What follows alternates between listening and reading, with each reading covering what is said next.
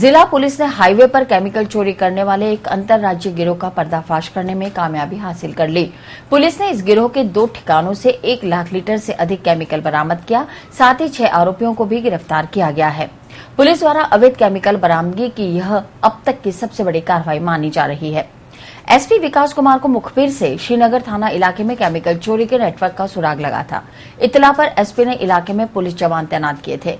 कल देर रात पुलिस की क्यूआरटी टीम ने श्रीनगर के पास स्थित खाली आईटीआई भवन पर दबिश देकर 3 टैंकरों से किए जा रहे केमिकल चोरी का खुलासा किया। साथ ही 6 आरोपियों को गिरफ्तार कर लिया। पूछताछ में मिली जानकारी के बाद इसी गिरोह के एक दूसरे ठिकानों पर भी छापा मारा गया। इन दोनों ठिकानों से पुलिस को 500 ड्रमों में भरे अवैध केमिकल का भंडार मिल गया।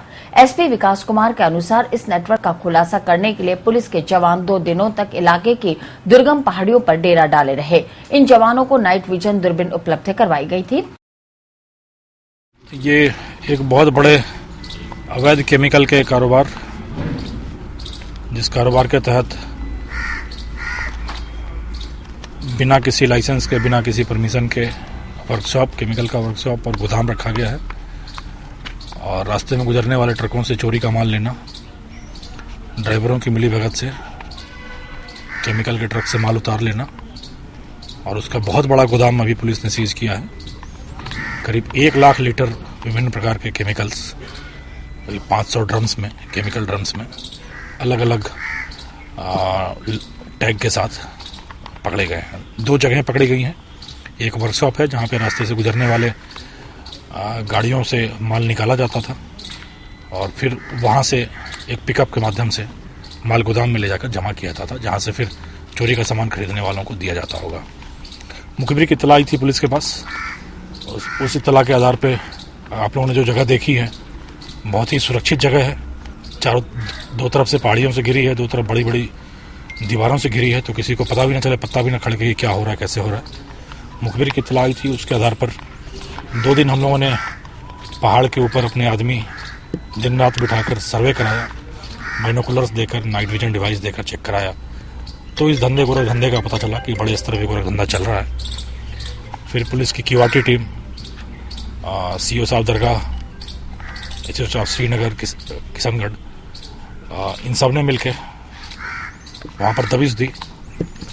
तो 3 टैंकर वहाँ पे केमिकल्स अवैध रूप से चोरी कराते या मिलीभगत से उतरवाते मौके पे पकड़े गए। सामान चोरी करने का, केमिकल चोरी करने के लिए निकालने का जो तरीका था, उसके सारे औजार उपकरण मिल गए और मौके पे करीब 150 ड्रमों में भरा हुआ और कुछ खाली ड्रम केमिकल्स मिले। उनकी पूछताछ के बाद बगल में ही एक बड़ी सुरक्षित जगह पे गोदाम मिला, जहां करीब 350 ड्रम्स में भरे हुए केमिकल्स मिले हैं। अभी जो मौके से हमने 6 व्यक्तियों को गिरफ्तार कर लिया है पुलिस ने, जिसमें 3 तो इन ट्रकों के चालक हैं, टैंकरों के, जो माल उतार रहे थे, और 3 वहाँ पे हैं वो व्यक्ति जो माल उतरवाने का काम कर रहे थे, जो माल उतार रहे थे। पकड़े गए 3 व्यक्ति जो माल उतार रहे थे वो एक्सपर्ट थे इस चीज़ में। तीनों ही यूपी के रहने वाले हैं और केमिकल्स उतारने और लोड करने और भेजने का के धंधे में काफ़ी कुशल हैं। विकास कुमार के अनुसार पकड़ा गया गिरोह अवैध केमिकल के कारोबार से लंबे समय से जुड़ा हुआ है। इस गिरोह का सरगना चित्तौड़गढ़ जिले का रहने वाला है, जिसके नाम का खुलासा फिलहाल नहीं किया जा रहा है। गिरोह के लिए काम करने वाले सभी गुर्गे केमिकल की पहचान रखने वाले हैं और इनमें से अधिकांश उत्तर प्रदेश के निवासी हैं। गिरोह द्वारा हाईवे से गुजरने वाले केमिकल टैंकरों से चोरी के बाद इन्हें ड्रमों में भरकर ड्रमों पर कोड डाले जाते थे। पुलिस द्वारा इन्हें डिकोड करने की कोशिश की जा रही है। पुलिस का मानना है कि केमिकल चोरों का यह नेटवर्क कई राज्यों में फैला हुआ है। बरामद किया गया केमिकल प्लास्टिक और धागा निर्माण के काम आने वाला है, जिसकी कोई इंडस्ट्री अजमेर जिले में है ही नहीं। पुलिस इस पूरे मामले की तह में जाने की कोशिश में जुट गई है। साथ ही इस मामले में आरोपियों की पहचान कर रसद विभाग द्वारा भी कार्रवाई की तैयारियां की जा रही हैं।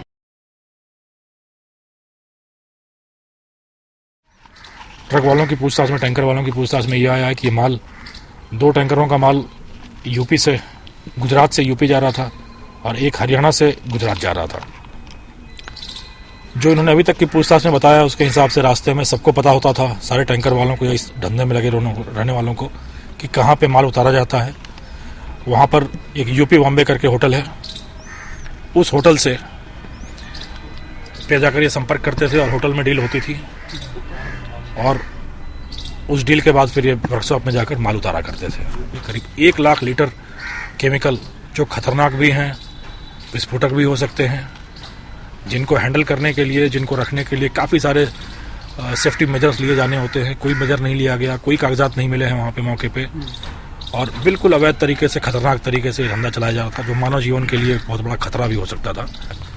तो ये बहुत बड़े स्तर पे, बड़े पैमाने पे धंधा चल रहा होगा, तभी यहाँ से दूर दूर तक फिर टैंकरों में भरकर दोबारा रीलोड करके माल जाता होगा।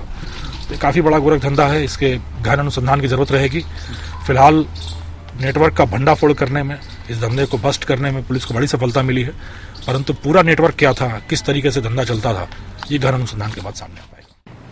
कृष्णगंज थाना अंतर्गत दिन दहाड़े एक बार फिर चेन स्नेचर्स ने जिला पुलिस को चुनौती देते हुए आमजन के चेन के साथ एक महिला के गले से चेन लूट ली और बड़े इत्मीनान से फरार हो गए। गौरतलब है कि शहर के इसी थाना क्षेत्र में 2 दिन पहले भी एक चेन स्नेचिंग की वारदात हो चुकी है, जिसके आरोपी को पुलिस अभी तक गिरफ्तार भी नहीं कर पाई कि एक बार फिर क्षेत्रवासी जयदेव सोमानी की पत्नी के गले पर झपट्टा मारकर बदमाश 2.5 तोला वजनी चेन लूटकर फरार हो गए।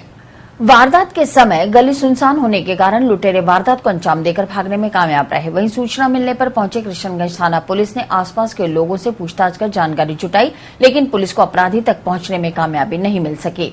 गौरतलब है कि 2 दिन पहले सुंदर सक्सेना नामक महिला के गले से चेन स्नेचर्स 1.5 तोले की सोने की चेन लूटकर फरार हो गए थे। पुलिस ने उस वक्त भी शहर में अनेक स्थानों पर नाकाबंदी कराई, लेकिन आरोपियों को पकड़ने में सफल नहीं हो पाई।